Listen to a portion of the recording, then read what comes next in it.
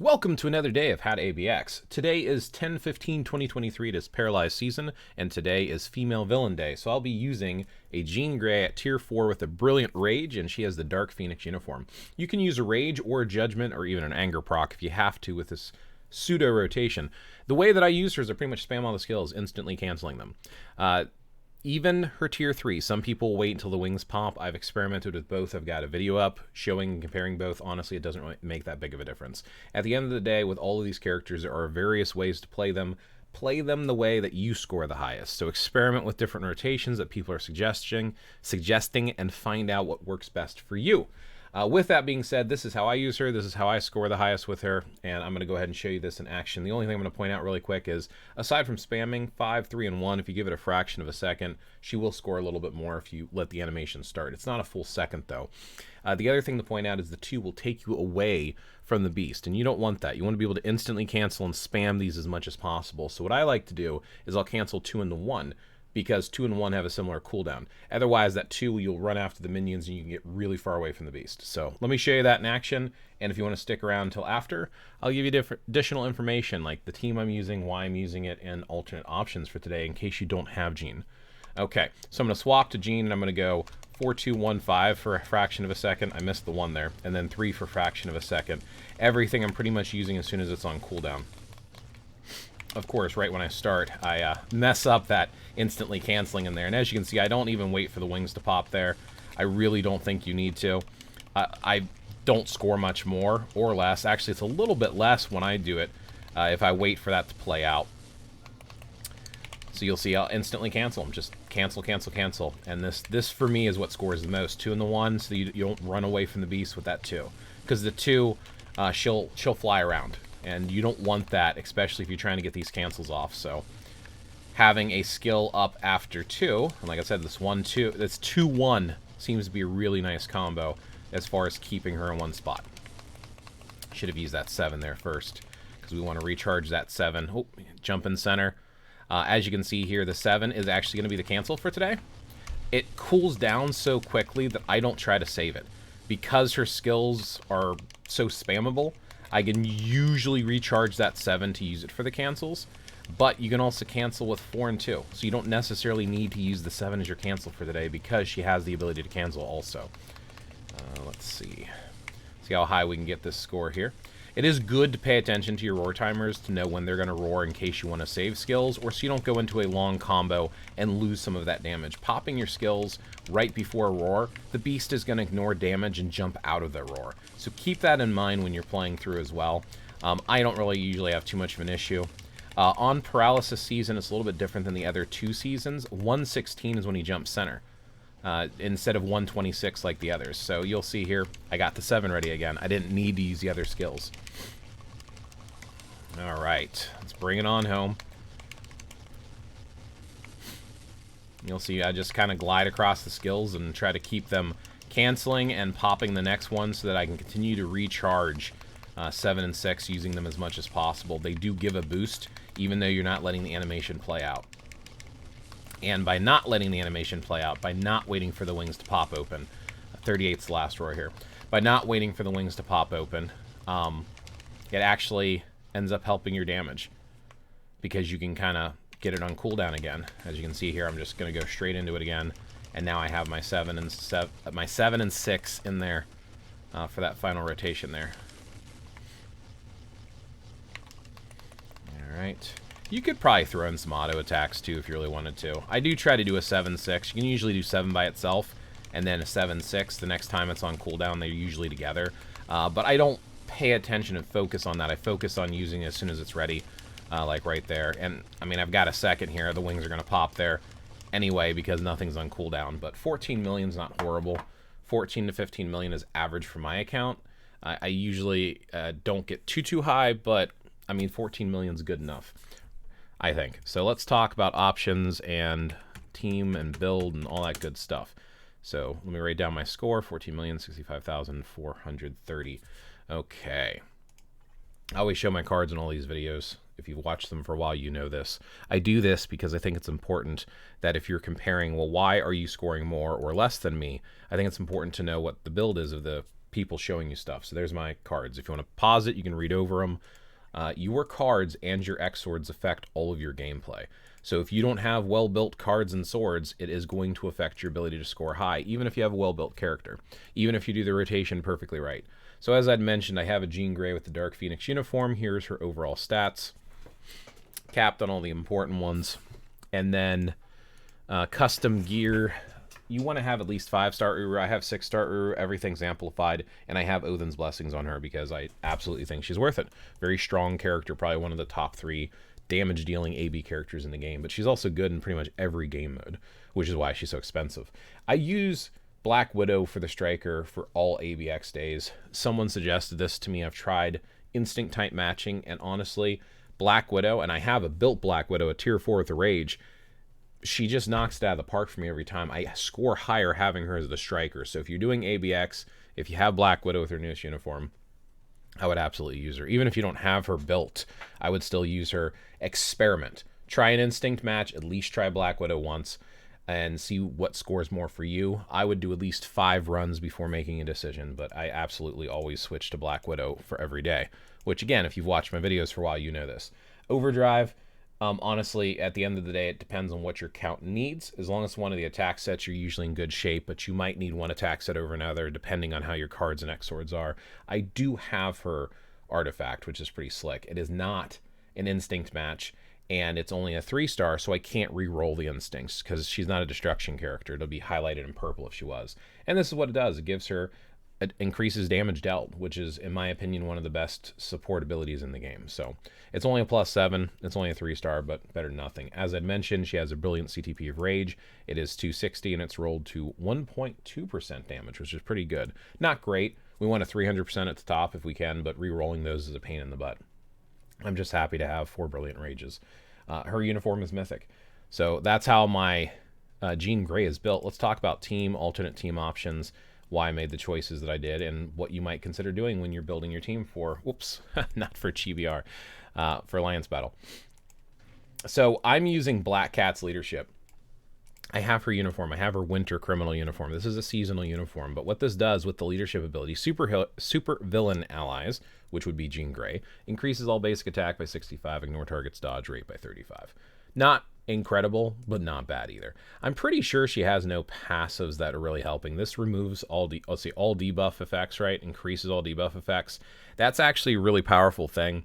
There used to be like all defense down and stuff that we would use with Deadpool way back in the day. So we would use leaderships like Voodoo, Dr. Voodoo and stuff. But I don't know if it's really making that big of a difference anymore or not. I'm not sure there's any big debuffs that are applying, but it does affect all allies and increases their effectiveness of their debuffs. So that might actually be helping out here as well. The other one's a self, so it's not doing anything. And I'm fairly certain, I'm just going to double check because I'm trying to really deep dive these characters. I don't think she has any uniform effects. She doesn't. Nothing here is helping her out. So it's just that leadership ability with the Winter Criminal does do a nice little buff. I do have an insight on her because she, in my opinion, is one of the top 10 insight characters. I could always make a video on that if folks are interested, but I think there's plenty of information out there. Morgan Le Fay needs her Fallen Souls uniform. And as you'll see here, it looks like she has no skills. Going to uniform and uniform effects is very important. She has a uniform effect. So all universal allies, which would include Jean, this is heroes and villains, she's increasing all basic attacks by 35 and damage dealt, there it is again, by 35% to boss types, which would be, you know, GBR, ABX, and all that good stuff. So, yeah, great uniform here. You need Fallen Souls if you're going to use her as a support character. She also has this Universal Allies gets, removes all debuffs. That's a PvP thing. When you have debuffs applied to you in PvP, it drastically reduces your character's abilities. So people like webbing from Spider-Man, right? Removing the debuffs and stuff like that, taking it away and having a cooldown every 10 seconds just removes it all.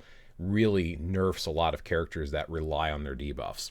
So increasing debuffs helps that out. Removing debuffs is the reverse of that. And in PvP, some characters are very heavy debuff reliant. And once they added remove debuff leadership on characters like Jean Grey and stuff, it was game changing. Well, she has it as a passive. So that ability there is more, in my opinion, focused on PvP. I don't think it really helps you that much. I don't think that the Frost Beast or any of the beasts really apply that much of debuffing to you. But, I mean, it could help a little bit, but the main reason you're doing it is the damage dealt and the increased damage. She also actually I think has an insight. So they don't stack. There is a new thing they added that if you reforge an insight, it'll give secondary bonuses. And if 2 insights are reforged on 2 different characters like this with Black Cat and with Morgan Le Fay, if the bonus is different, those stack. But the main abilities here, I think it goes with the highest out of the 2. So they don't stack. So it's, in a way, it's kind of a waste. But there's different days I use the characters on, so that's why they both have an insight. And we already talked about Jean Grey's build. So I think this is the meta team for today. You do have other options. Like, for example, you could use Hell's Leadership. That's 60% increase of energy attack. 65 is better, so I'm using Black Cat instead. You could also do something like this with Proxima. So what Proxima does here is increases target dodge rate by 45%. I'm sorry, ignores target, not increases, ignores target. Read, right? Critical damage is also increased by 30. But the big thing with her, there's nothing here on these skills, but if you go to the uniform, again, uniform effects, there's actually this bonus here for supervillain allies, and it increases damage dealt by 35. And this is for supervillains, which would be the Frost Beast. So I actually will rerun in a few moments here with this team just to show you the difference between Black Cat and Proxima leadership. And most days, I think I'm actually using Proxima's leadership in most cases because that extra damage dealt seems to be a huge factor, whereas Black Cat's only doing that 65. If you don't have, yeah, this is what I was talking about, removes all debuffs. That's like that PvP leadership thing. If you don't have her, you could also use Titania for combat type allies. So Titania is a self-lead for herself. She's not going to do anything for Jean because she's not a combat type. She's universal. But it does do that 60% increase buff there. The other characters that you can consider using, so Mystique is a nice support. So what she does is all allies get 40% increase of damage dealt. So I mean, even technically, I could probably use, since she only does the 35, I still think that that 35% all attack and the 35% damage dealt makes her a better option than Mystique's just giving that 40% damage dealt, that 5 extra percent. We don't know how good Sin is going to be. She should be getting a uniform soon from the making of this video. And then you also have Enchantress here, which is an awesome support option as well. Again, it's going to be on the uniform effect here, so you have no passives, but specifically with this uniform, War of Realms, the uniform effect will give increase of 20% and increase basic damage dealt by 40%. Again, I feel like Morgan Le Fay's 35-35 is a better option than the 20-40, but the 20-40 is a better option than Mystique's just 40. So again, you got to dig into these characters. What are they applying? What benefits are they giving when you're building your teams? Which is why I like to break it down for folks like this, because if you haven't thought about it before, start thinking about it. Yeah, I'm going to do one quick run with Proxima Midnight as the lead just to see what the difference is. Again, you want to do at least 5 runs. I think most days I have been using Proxima lead. It was something recently I changed to, and it stores your team from the last time that you ran. So I don't think Black Cat is necessarily the best option. This here probably is the meta team now that I think about it. But anyway, let's go ahead and switch. And oof, already realized I made a mistake there. I forgot to put Black Widow back on, and I actually missed one of the skills in the rotation. So bear with me as this becomes a little bit longer video as I make mistakes, because I really don't feel like editing the video down. I'm just gonna, leave the mistakes in there. All right, so skills, go back here, Black Widow. I switch them back after I play. So this actually should score me closer to 15 million if I remember correctly. And this is probably where I was scoring closer, is by having another damage dealt character versus just the raw all attack, which is, again, reproving my point that I say in many of my videos, damage dealt is a better ability than all attack increase. All right, switching to Jean here, 4-2-1-5. There we go, 7. And as soon as they're on cooldown, 2-1. There's a 4, there's a 5, here's a 2-1, there's a 3 in a second, 7-6, 2-1, 4. Like, just grab whatever's on cooldown. Try to pay attention to those skills and see which ones you can pop. And like I said, if you can let some of them play out a little bit, I will not sacrifice using other skills just to let them cool down, but I will try to save 3 and 5 towards the end of a rotation. And by doing the 2-1, it's towards the end too. So then it can have those couple extra seconds to do more damage. I don't focus on letting them have that extra time, but if the skills are falling into place right, I'll let them do that. So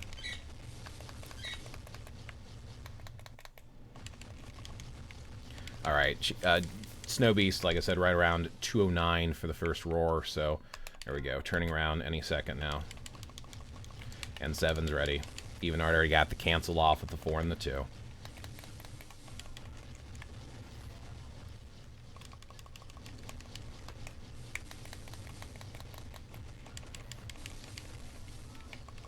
Yeah, I'm not going to wait for that 7 for the 7-6, which happens a lot. It's really weird it's not happening this time. Typically, it does that a lot. I'm just going to use them as soon as they're ready. If you can keep skills together, cool. But like I said, to me, she is a spam character, and it is more important that you spam than try to keep your skills together.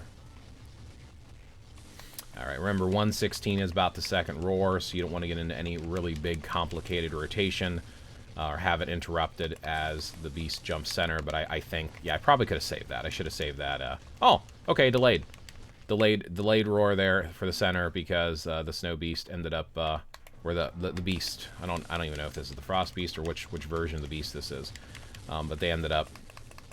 Here, I'm going to do 2 and the 4 this time since I'm slipping my 1 and my 2 apart. Alright, now we should be back on track here. Boom, 2-1. Cool. Alright. This might not be the best representation. I think I'm making some mistakes here, and I definitely feel my skills slipping apart a little bit. 38's that last roar. Let's see what we can do here in the end. Maybe this was a waste of time, but I'm pretty sure this is the meta team for the day. Alright, delayed roar in the center. As soon as he's targetable, I'm going to go ahead and use my 7 there. Alright, this is going to be close. And again, this is why I say, you know, run at least 5 times, experiment with different teams. There is a amount of randomness that happens when you try to spam skills like this. It's just whether or not the beast is targeted or hit or jumps out of something or you get hit by too many meteors.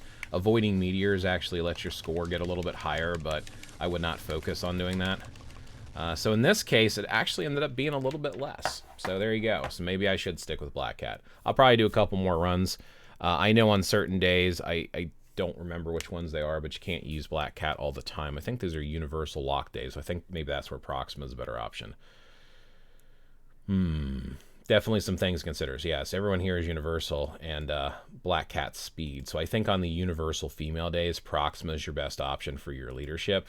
But on days like today, you're probably better off with Black Cat. So, but if you don't have Black Cat, I mean, Proxima works too. I mean, that was very close to the 14 million. But anyway, thanks for watching. As always, may your ABX scores be as high as possible, and I'll catch you in the next one.